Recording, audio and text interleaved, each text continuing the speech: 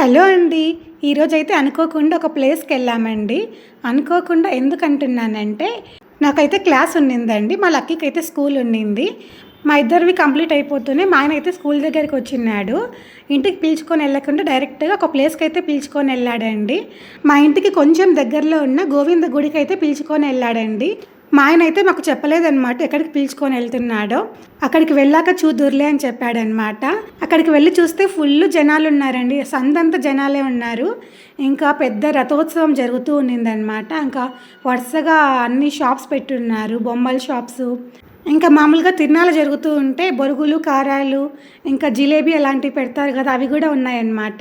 ఇంకా అక్కడైతే పానకము, ఇంకా మజ్జిగ, అన్నదానం కూడా చేస్తూ ఉన్నారండి. ఇంకా మేమైతే కొన్ని షాపింగ్ కూడా చేసినామండి అక్కడ. ఇంకా మా లక్కీకైతే కళ్ళ ముందు అన్ని బొమ్మలు కనిపిస్తే ఏ బొమ్మ తీసుకోవాలా అని లాస్ట్‌కైతే 2 బొమ్మలు తీసుకున్నాడు.